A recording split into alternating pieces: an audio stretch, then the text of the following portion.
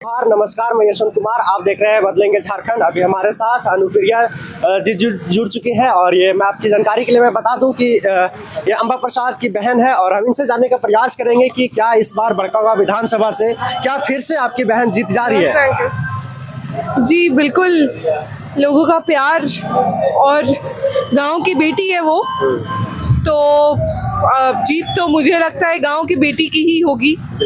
और गांव का ज़मीन बचाना है और बेटी बचाना है, और बेटी बरकरार रहेगी, गांव की बेटी ही बरकरार रहेगी।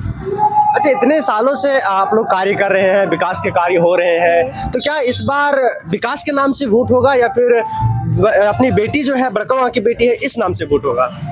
देखिए, बिल्कुल विकास के हम लोग काम के आधार पे वोट मांग रहे हैं, क्योंकि पिछली बार बेटी के आधार पे वोट मिल चुकी है, अब कर्तव्य निभा ली है, काम के आधार पे वोट मिल रहा है।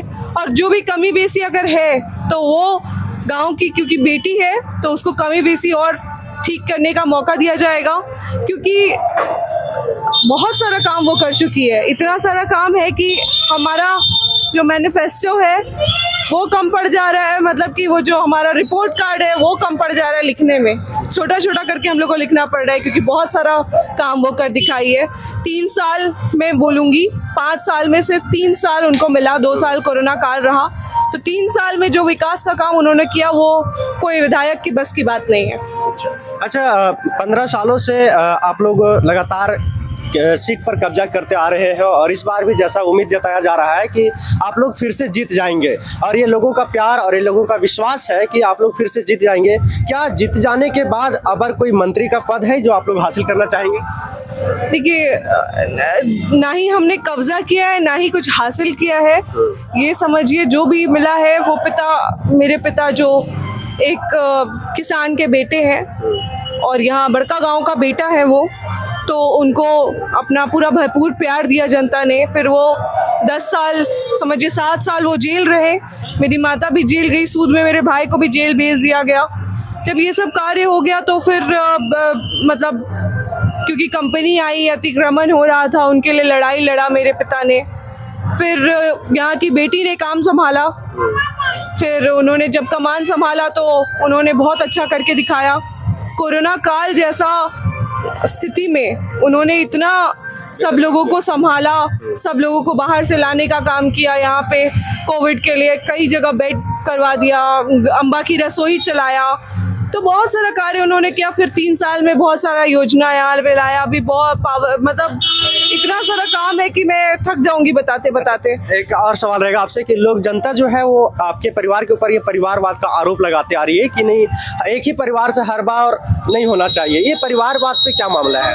देखिए, ये परिवारवाद बिल्कुल भी नहीं है, ये परिस्थितिवाद है।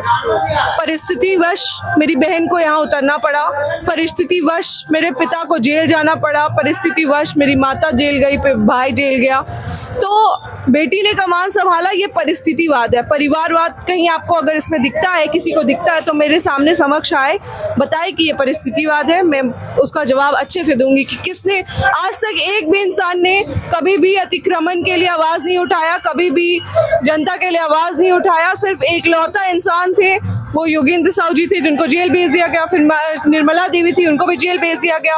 उसके बाद मेरी बहन थी, यानी अम्बा दीदी आई, उनको जेल इसलिए नहीं भेजा गया क्योंकि वो खुद इतनी पढ़ी लिखी है और खुद एक लॉ की हुई है और वो अपना क्षेत्र को बहुत अच्छे से बारीकी से देख करके हर काम सोच समझ के सूझबूझ करके करती है, तो इसीलिए उनको अभी तक वैसा उसके ऊपर भी केस बहुत सारा किए गए। जैसे आचार संहिता लगा, उसके ऊपर एक पहला केस हो गया कंपनी के द्वारा, तो कंपनी साठगांठ की हुई है दूसरी पार्टी से और यदि वो आती है तो यहाँ सिर्फ लूटने का काम करेगी, ये पूरे जनता को पता है। अच्छा, आप लोग बड़कागांव विधानसभा की जनता से क्या अपील करना चाहेंगे? यही अपील करना चाहूँगी कि अपना बहुमूल्य वोट यहाँ के निवासी को दे, अपना बहुमूल्य वोट यहाँ पे जो काम करने वाले इंसान हैं उनको दे, ना कि जो सिर्फ हवाई है उनको दे। चलिए, बहुत बहुत धन्यवाद। आप देख सकते हैं जो आरोप जो हमेशा लगाया जाता है कि नहीं ये परिवारवाद है, लेकिन इनका कहना ये परिस्थितिवाद है, क्योंकि देखा जाए तो हमेशा ये आरोप लगते आ रहा है, लेकिन इस आरोप को आज अनुप्रिया जो है वो क्लियर कर दी है कि ये परिस्थितिवाद है, ये परिवारवाद नहीं है। तो हमारे साथ जुड़े रहे इसी तरह की खबरों के लिए, मैं इसी तरह की खबर आपके सामने लाता रहूँगा। धन्यवाद।